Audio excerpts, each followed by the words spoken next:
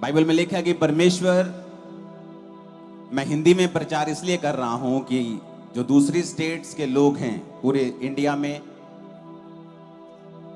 और इंडिया के बाहर भी, जहां पंजाबी नहीं समझते, हिंदी समझते हैं, तो मेरा विश्वास है कि आप लोग वचन को सुनेंगे और उसे ग्रहण करेंगे। अपने हाथों को उठाओ, अंगीकार करो, आज मैं जो सुनूंगा उसे निकालूंगा नहीं अपने दिल से। और जहां वॉलंटियर्स खड़े हैं प्लीज आप बैठ जाओ, और जहां लोग खड़े हैं वहां बैठ जाओ, और बिना आवाज के हम वचन को सुनेंगे, अंगीकार करेंगे ऊंची आवाज में कि आज मैं जो सुनूंगा मैं उसे सुनाऊंगा और उसे भूलूंगा नहीं। प्रभु यीशु मसीह के सामर्थी नाम में हम मांगते हैं। मेरा विश्वास है कि जब भी परमेश्वर ने लोगों को चंगा किया है, उसने वचन को भेज के किया है। बाइबल कहती है जब भी वो अपने लोगों को चंगा करना चाहता है, वो अपने वचन को भेजता है। और मेरा विश्वास है कि आज जब मैं प्रार्थना कर रहा था और परमेश्वर आप लोगों के लिए मुझे वचन दे रहे थे कि आज कौन सा वचन आप लोगों को मुझे देना है, तो मेरा यह भी विश्वास है कि जब आप लोग इस वचन को सुनेंगे, आपकी जिंदगियां सेम नहीं रहेंगी आज के बाद। क्योंकि ये वचन सुनने के बाद ही परमेश्वर आपको आपकी शर्मिंदगियों से आजाद कर देगा, और आपकी बीमारियों से आपको आजाद कर देगा, आपके बोझ से आपको आजाद कर देगा। क्योंकि वचन में लिखा है कि वो अपने वचन को भेजकर अपने लोगों को चंगा करता है और उन्हें सत्यानाश के गड्ढों में से निकालता है। इस दुनिया में ऐसी 3 घटनाएं हुई हैं, सिर्फ 3 बार, जहां स्वर्गदूतों ने आकर खुद कहा हो कि एक स्पेशल चाइल्ड जन्मने वाला है। इसकी हल्की सी गूंज कम करना, बहुत कम। अपने पड़ोसी को बोलो ऐसा 3 बार हुआ है। बोलो अपने पड़ोसी को ऐसा 3 बार हुआ है।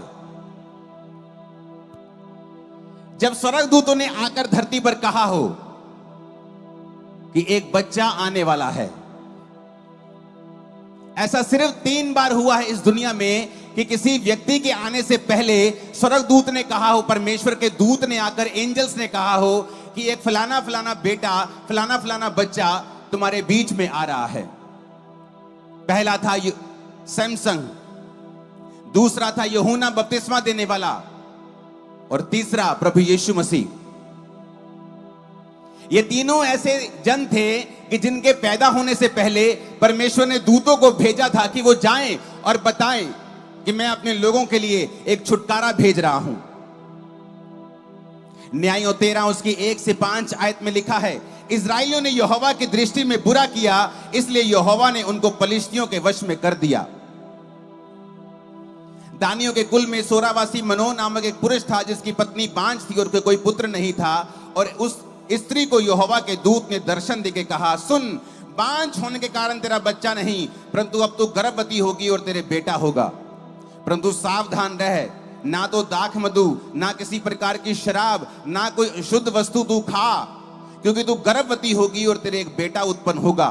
उसके सिर पर तू छुरा मत फिराना, यानी कैंची फिराकर उसके बाल मत कटवाना, क्योंकि वो जन्म से ही परमेश्वर का नाजीर होगा और इस्राएलियों को पलिश्तियों के हाथ से छुड़ाने में वही हाथ लगाएगा। क्या कहा परमेश्वर ने?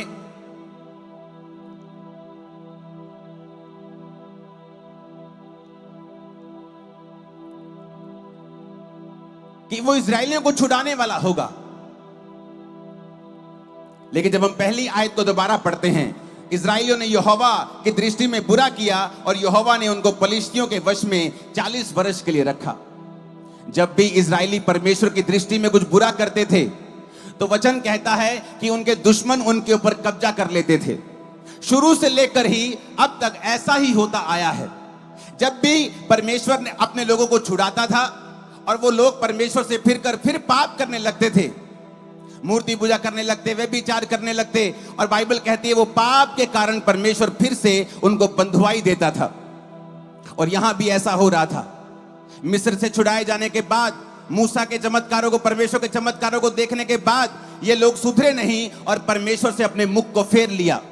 जब आदमी परमेश्वर से अपने मुंह को फेर लेता है तो वचन कहता है कि शैतान उसके ऊपर कब्जा करेगा।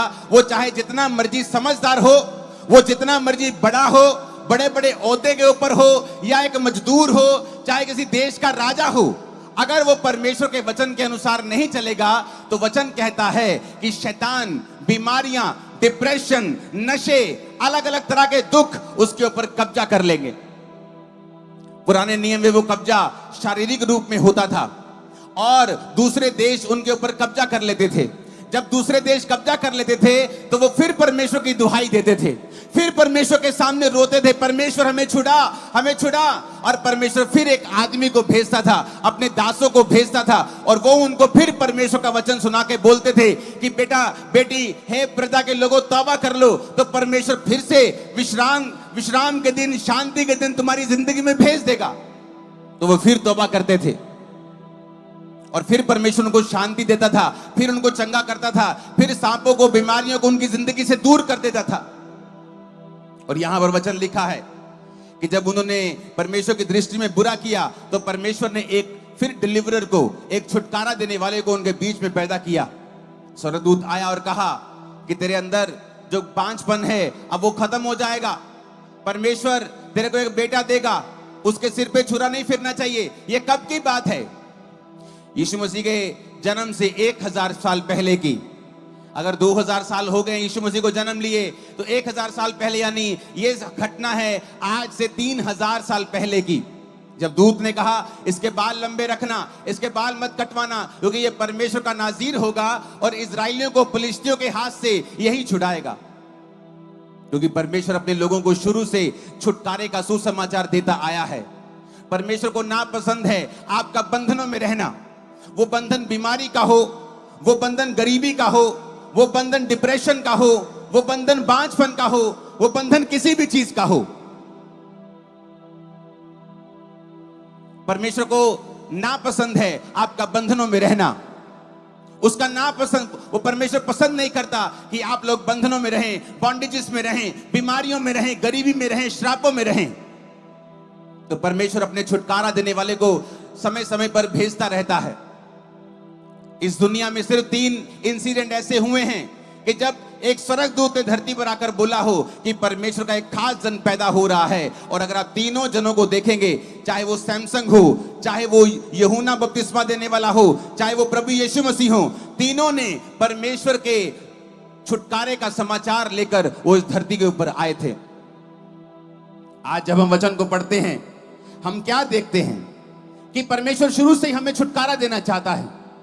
वो छुटकारा, स्क्रीन बार बार बंद हो रही, तुम भी देख रहे हो, अंधे नहीं हो तुम। ये वाली, ये मेरे सामने वाली,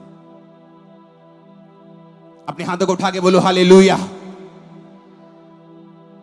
ऊंची आवाज में बोलो हालेलुया।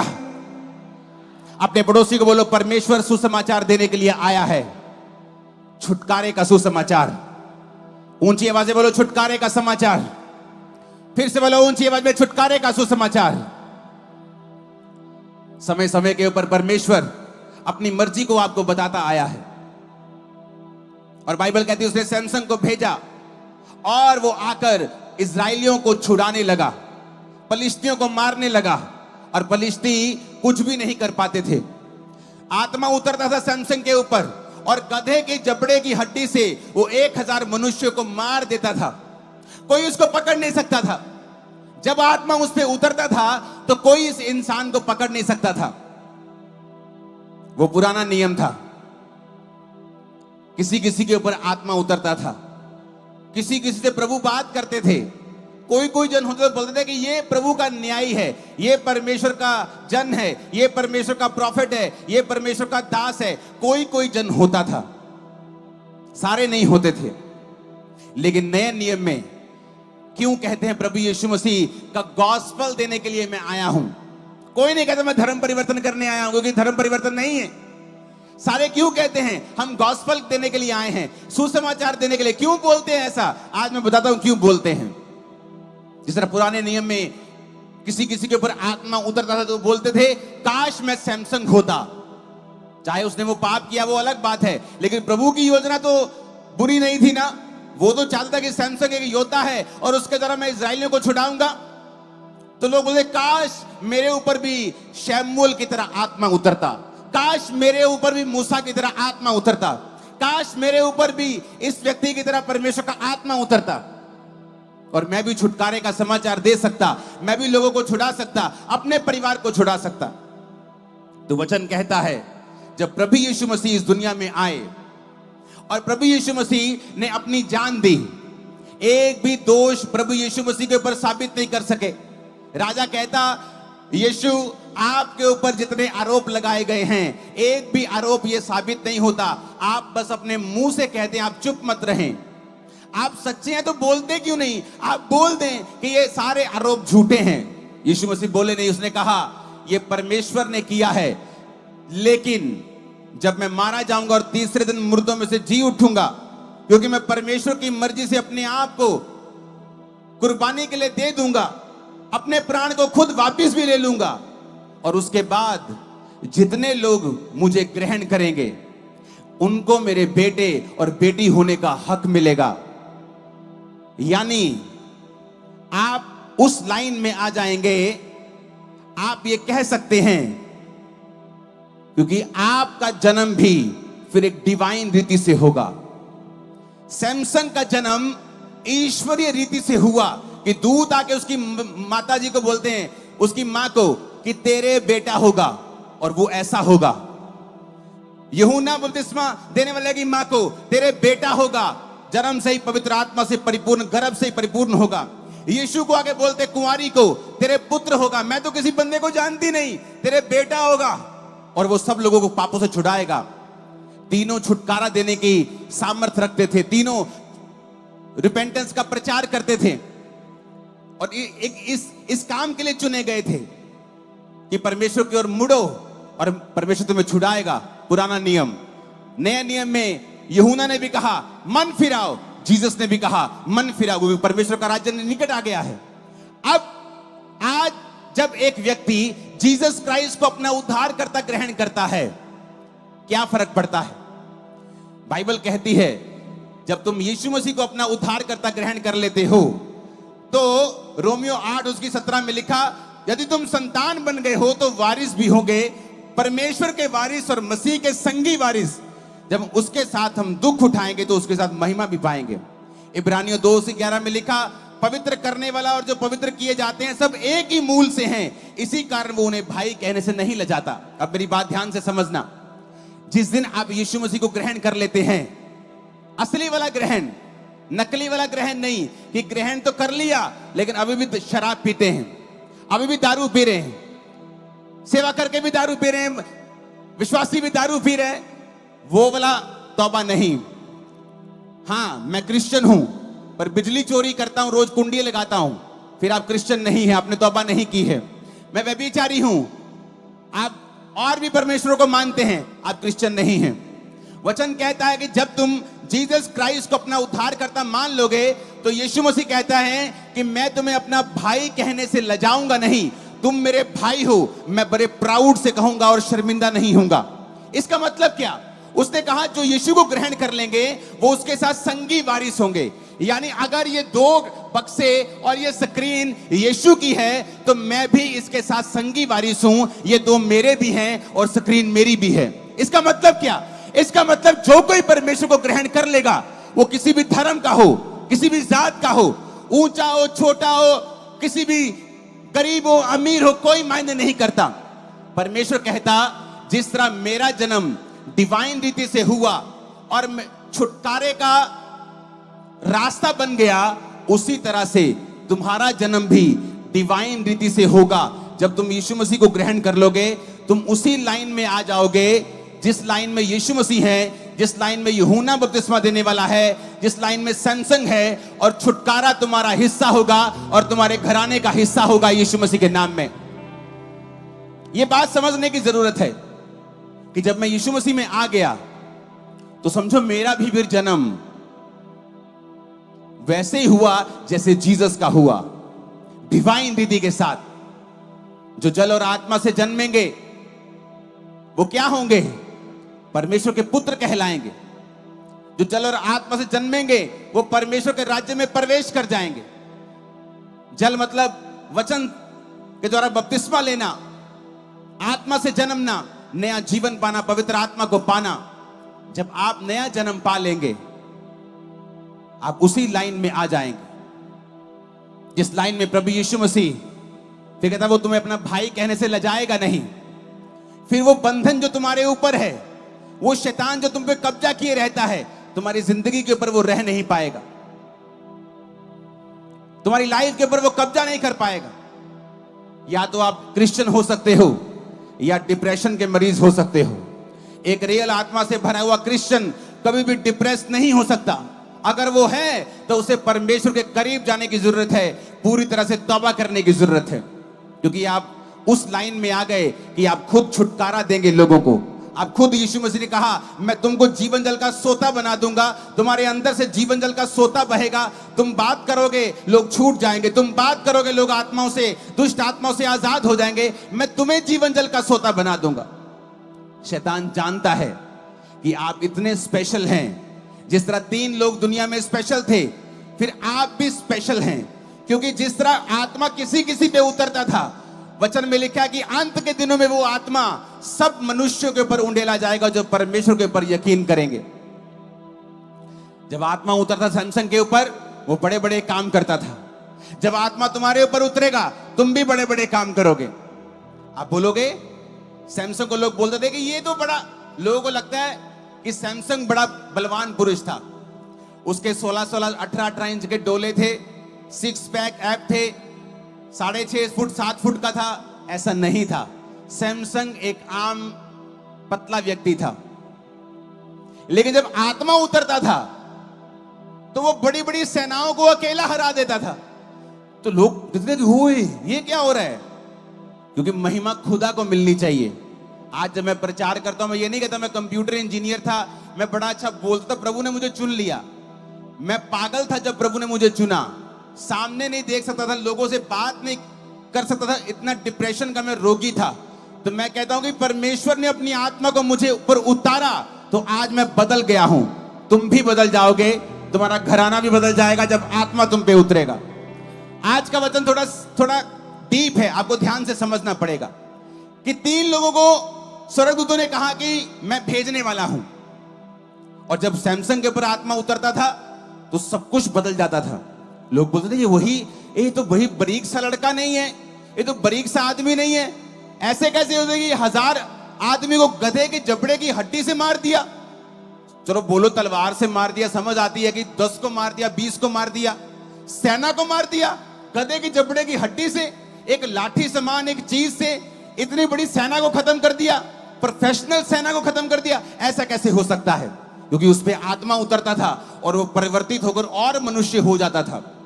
इसीलिए प्रभु यीशु मसीह के जन्म के बाद आपको ये प्रिविलेज मिला कि जो आत्मा किसी किसी पे उतर सकता था, अब नए नियम के ऊपर परमेश्वर ने कहा अंत के दिन में वो आत्मा सब मनुष्यों के ऊपर उंडेला जाएगा।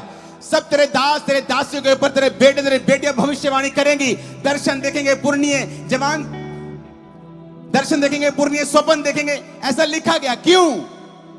क्योंकि वो परमेश्वर आपको एक स्पेशल जन बनाना चाहता है।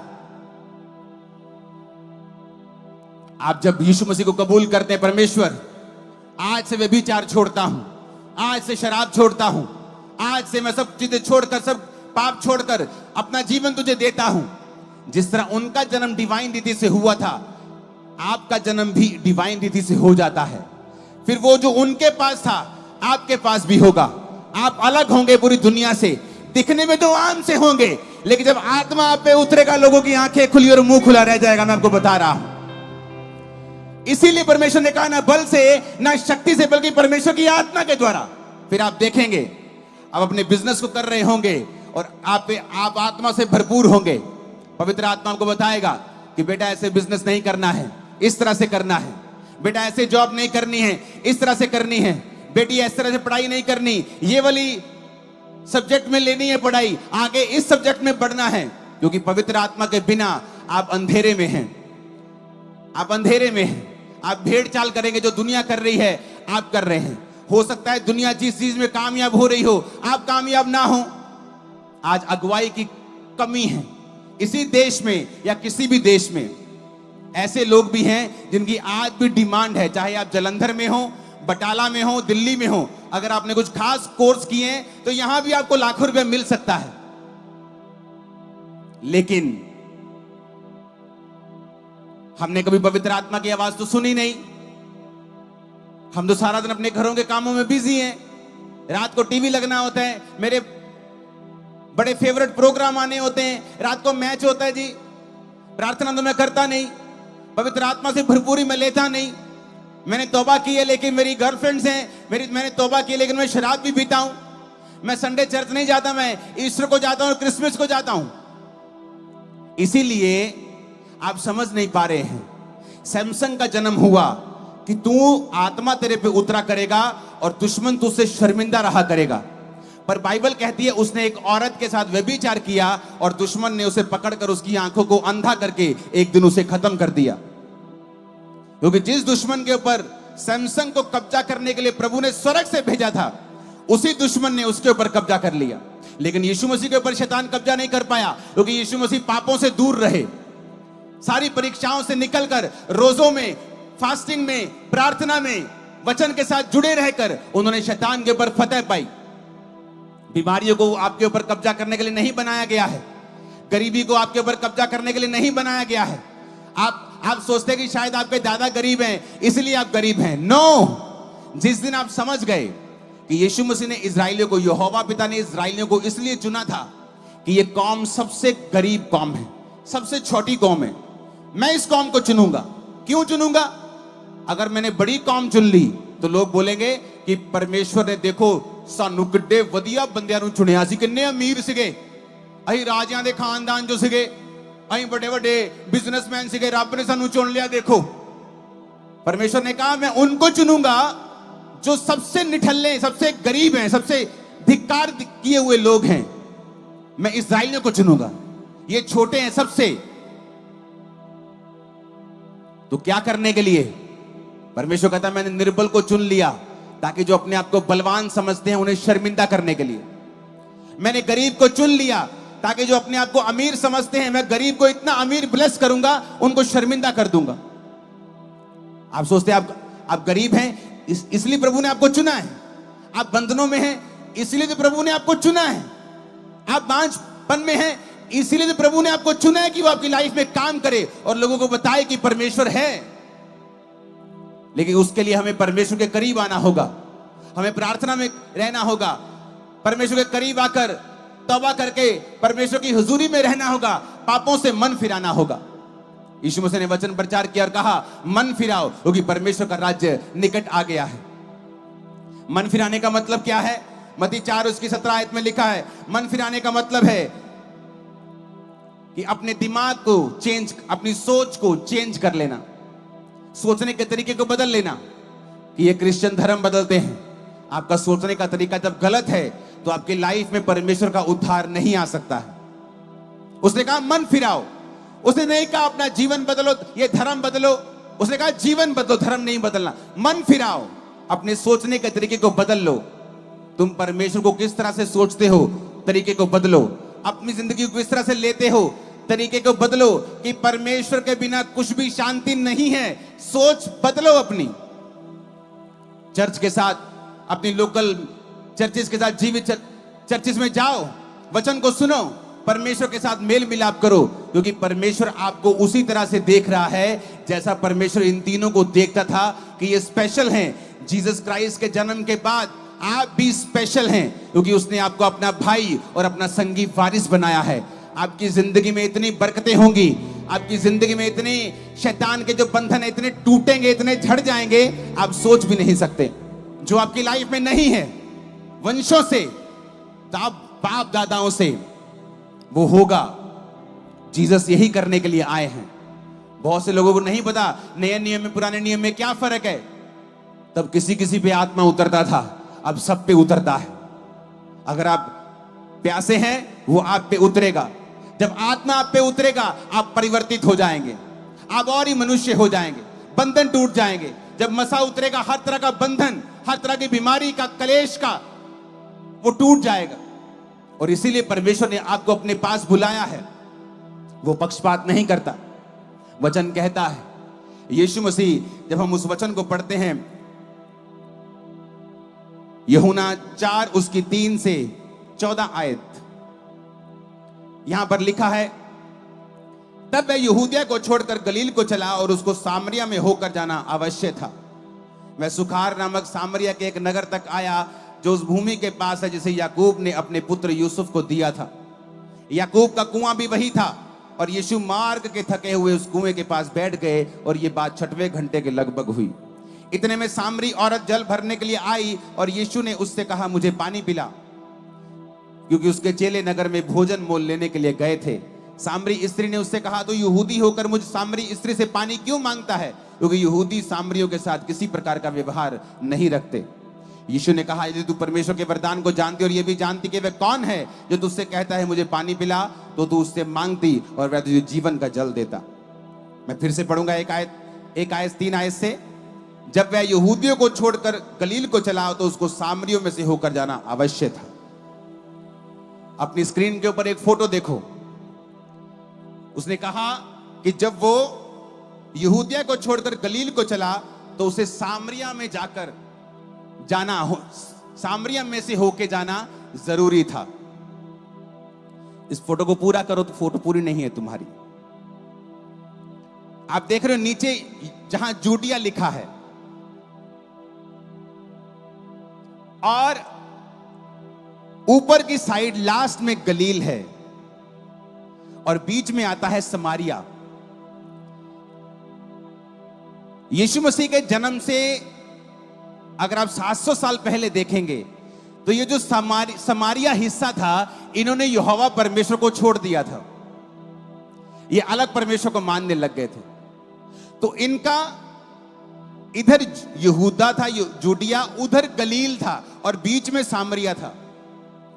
तो जो यहूदी होते थे, जिसने यहूदिया से गलील जाना होता था तो बीच में सामरिया आता था। तो यहूदी क्या करते थे? यहूदी इन लोगों से नफरत करते थे क्योंकि उन्होंने यहोवा परमेश्वर के वचन को, यीशु मसीह के अगर 700 साल पहले का इतिहास देखेंगे तो तब उन्होंने परमेश्वर को त्याग दिया था। तो तब क्या होता था कि परमेश्वर प्रभु यीशु मसीह कहते कि मुझे सामरिया में होकर जाना जरूरी है। जबकि जो यहूदी होते थे, जब जूडिया से गलील जाते थे तो वो, अब पूरी फोटो आ गई देखो, नीचे यहूदिया है ये और ऊपर गलील है। तो जब यहूदिया से गलील जाना होता था तो लोग क्या करते थे? सामरिया को अवॉइड करते थे और साइड से होके, साइड से ऐसे, जैसे जलंधर एंटर नहीं करना, बाईपास तो निकल जाना आपा, तो वो साइड से होके गलील जाते थे। गलील वालों ने यहूदिया आना होता था, वो साइड से होके आते थे, सामरिया में प्रवेश नहीं करते थे। क्यों? क्योंकि जो सामरी लोग थे और यहूदी लोग थे वो आपस में नफरत करते थे। है वो एक ही ब्लड लाइन के थे, लेकिन सामरी लोगों ने यहोवा के वचन को छोड़ के दूसरी जातियों से शादी कर ली थी और बहुत से गुनाह किए थे। तो उनकी जो ब्लड लाइन थी वो बिगड़ गई थी और यहूदी उनको लाइक नहीं करते थे। और जीसस देखो, जीसस ने कहा मुझे यहूदिया से गलील जाना है लेकिन मैं सामरिया में से होकर जाऊंगा, क्योंकि मैं सबको बचाने के लिए आया हूं। जिनसे लोग नफरत करते हैं उनको बचाने के लिए भी आया हूं। जिनसे समाज नफरत करता है उनको बचाने के लिए भी आया हूं। जो नशा बेचते हैं उनको बचाने के लिए भी आया हूं। जो सबसे बड़े पापी हैं, वेश्याएं हैं, गैंगस्टर्स हैं, मारने वाले, काटने वाले, मैं उनको बचाने के लिए भी आया हूं। जिनसे लोग नफरत करते हैं मैं उनको बचाने के लिए भी आया हूं। जो पापी हैं मैं उनको बचाने के लिए भी आया हूं। तो इसलिए परमेश्वर यहूदिया से जब गलील जाने लगे तो उसने कहा नहीं, मैं सामरिया के बीच से होके जाऊंगा। मैं उन लोगों को बचाने के लिए आया हूं। मैं पापियों के लिए आया हूं। मैं धर्मियों के लिए नहीं आया हूं, मैं पापियों के लिए आया हूं। मैं बीच में से होकर जाऊंगा। और जीसस सामरिया में गए तो चेलों को बोला जाओ खाना मोल लेके आओ। चेले खाना मोल लेने गए और जीसस कुएं के पास मार्ग के थके हुए बैठ गए और वहां एक औरत आई पानी भरने के लिए। 6वें घंटे के लगभग दोपहर को औरतें या शाम को पानी लेने आती थी या सुबह लेने आती थी, क्योंकि दोपहर को कोई गर्मी में पानी लेने नहीं आता था। ठंडे औरतें पानी लेके अपना काम करती थी सुबह को शाम को। लेकिन ये औरत त्यागी हुई औरत थी, क्योंकि ये औरत कैरेक्टरलेस औरत थी। जब यीशु मसीह ने पूछा तेरे कितने पति हैं तो जीसस ने कहा, मैं खुद ही बताता हूं, तू 5 पति कर चुकी है, जिसके साथ तू अभी भी रहती है वो भी तेरा पति नहीं, तू लिव इन रिलेशनशिप में है।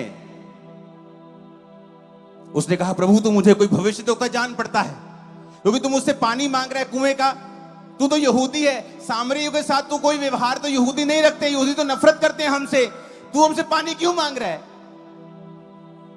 यीशु ने कहा, अगर तू जानती कि मैं कौन हूं तो तू मुझसे मांगती, मैं तुझे जीवन जल का झरना बनाता, तुझे जीवन जल देता, इसे पीकर तू कभी प्यासी नहीं रहती। उसको दिल को छू गई बातें कि ये ऐसा कौन सा भविष्यद्वक्ता है जिसने मुझे मेरी जिंदगी की परतें खोल के बता दी हैं कि किस औरत की जो दोपहर को अकेली पानी लेने जा रही, क्यों? कोई औरत उसे पसंद नहीं करती, कोई समाज का आदमी उसे लाइक नहीं करता, एक कैरेक्टरलेस औरत है वो, चाहे उसके पति के साथ उसकी नहीं बनी या कोई भी रीजन हो सकता है, चाहे वो कैरेक्टरलेस थी, लोगों ने उसे त्याग दिया था, और वो दोपहर को अकेली पानी लेने जाती थी क्योंकि सुबह उसके साथ कोई चलने के लिए तैयार नहीं था। यीशु ने उसको भी बचाया और उसको भी कहा, अगर तू जानती कि मैं कौन हूं, यानी अगर तू मुझको अपना उद्धारकर्ता ग्रहण करके मुझसे आत्मा का दान मांगे और अपने पापों से क्षमा कर ले, तो मैं तुझे जीवन जल का सोता बना दूंगा। वो भागी भागी नगर में गई, लोगों को बताया कि देखो देखो देखो, मेरे जीवन में मैंने जो कुछ किया, यीशु ने सारा कुछ बता दिया, मुझे ये कोई बड़ा भविष्यद्वक्ता जान पड़ता है, इसे कैसे मालूम है इतने पति कर चुकी, तुम्हें नहीं पता, तुम मेरे मोहल्ले का लोग, तुम्हें पूरा नहीं पता, इसे कैसे पता है? जीसस ने उसे बचाया जिससे लोगों ने पक्षपात किया। आज लोग पक्षपात करते हैं, ये जात छोटी है, ये बड़ी है, ये आदमी छोटा है, ये गरीब है, ये अमीर है। जीसस ने कहा, मैं सबको बचाने के लिए आया हूं, मैं किसी के साथ पक्षपात करने के लिए नहीं आया हूं, मैं गरीब से गरीब को बचाने के लिए भी आया हूं, मैं पापी से पापी को बचाने के लिए भी आया हूं। तुमने कितने भी बड़े पाप क्यों ना किए हो, चाहे वो लाल रंग के क्यों ना हो, मैं उन्हें धोकर बर्फ की नाई सफेद कर दूंगा, प्रभु यीशु मसीह ने कहा। क्योंकि इंसान जब पाप करता है किसी को पता नहीं होता, उसकी पत्नी को नहीं पता, उसके पति को नहीं, बच्चों को नहीं पता, उसके बाप को नहीं पता, लेकिन पाप एक बेचैनी लेके आता है, पाप बीमारियों को लेके आता है, पाप बेचैनी खालीपन लेके आता है, पाप बंधनों को लेके आता है, मानसिक शांति को खत्म कर देता है, परमेश्वर के साथ नाते को तोड़ देता है।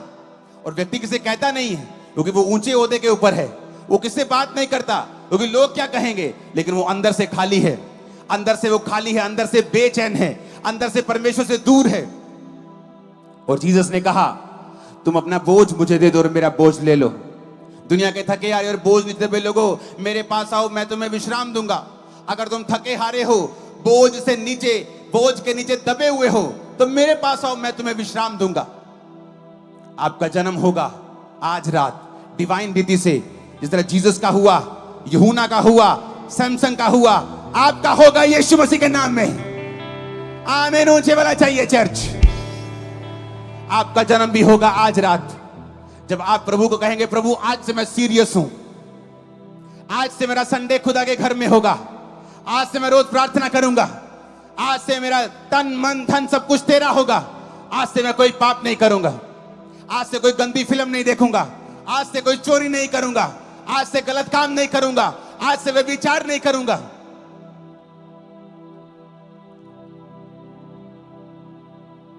अगर आप शरीर के कामों को मना नहीं करेंगे, आपके शरीर ने आपको तंग किया, आप जाकर सेक्स कराए, आपके शरीर ने तंग किया, आप दारू पी आए, आपने सिगरेट पी, आप शरीर के अनुसार चलते हैं। बाइबल कहती है जो शरीर के अनुसार चलेंगे वो मरेंगे। कौन सी मौत के बारे में बात कर रहा है? वो सिर्फ शरीर की मौत के बारे में बात नहीं कर रहा, वो एक आत्मिक मौत के बारे में बात कर रहा है। क्या आप अपनी शादी तक रुक नहीं सकते? क्या आप अपनी बॉडी के ऊपर कंट्रोल नहीं कर सकते? क्या आप अपनी आंखों पर कंट्रोल नहीं कर सकते? क्या अपनी जुबान जीभ के स्वाद के ऊपर कंट्रोल नहीं कर सकते? कि आपको शराब चाहिए, आपको नशा चाहिए? क्योंकि परमेश्वर आपको एक बड़ा जीवन देना चाहता है और शैतान आपको छोटा जीवन देना चाहता है। वो चाहता है कि आप छोटे छोटे मजे लेकर एक बड़ा कुछ गवा दें, और परमेश्वर चाहता है कि आप छोटी चीजों को त्याग कर मुझसे बड़ा जीवन ले, जो छुटकारों से, आशीषों से, बरकतों से, फाइनेंशियल आशीषों से, हर तरह की ब्लेसिंग और हर तरह के छुटकारे से और हर तरह की बरकत से भरा हुआ हो। परमेश्वर ये चाहता है जिस दिन आप जीसस को कबूल करते हैं कि प्रभु मैं अपना जीवन तुझे देता हूं, मैं पापी हूं, मुझे माफ कर, आज से मैं तौबा करता हूं, करके देखो क्या होता है। आपके जीवन किस तरह से डिवाइन ईश्वर तरीके से चलता है। फिर लोग बोलेंगे यार ये तो वही नहीं, पतरस को बोलते यार ये तो वही नहीं, अनपढ़, और मैं तो मच्छी लेंदे रहा आ, पतरस वही नहीं, ये तो मच्छी लेंदे रहे आप, ये लंगड़े चला रहे यार, ये वही नहीं मच्छी बेचता अपने, हाँ वही है यार, ये तो पढ़िया भी नहीं। जो उसने लंगड़ा चलाया तो कहते हैं ये तो अनपढ़ और साधारण मनुष्य है। अनपढ़ भी है और साधारण भी है। ये नहीं कि अनपढ़ है तो बड़े अमीर घराने का, पढ़िया ही नहीं, चलो जी अनपढ़ है लेकिन बंदा डैडी है बहुत कमाल दा, लेकिन अनपढ़ भी है और साधारण भी है। कहता नहीं, ये है तो अनपढ़ और साधारण मनुष्य, लेकिन ये यीशु के साथ रहे हैं इसलिए लंगड़ों को चला रहे हैं। जब आप यीशु मसीह के साथ रहेंगे वो काम करेंगे, मैंने कहा लोगों की आंखें और मुंह दोनों खुले रह जाएंगे। आप देखेंगे फिर क्या होता है।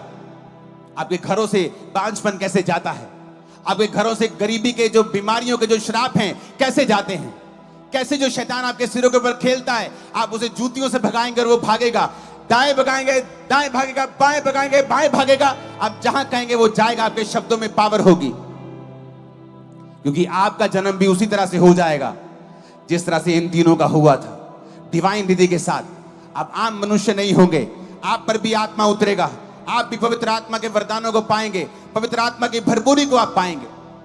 अगले थर्सडे खामरा चर्च में एक सभा है, व्हाइट गारमेंट, जहां पे मैं प्रार्थना करने वाला हूं उन लोगों के लिए जिनके पास पवित्र आत्मा नहीं है, गैर भाषा नहीं है, और दूसरे जो पवित्र आत्मा से और भरपूर होना चाहते हैं। वो थर्सडे उनके लिए प्रार्थना होगी, क्योंकि प्रभु ने मुझसे एक बात कही है, अगर आप पवित्र आत्मा और सामर्थ से भरपूर होंगे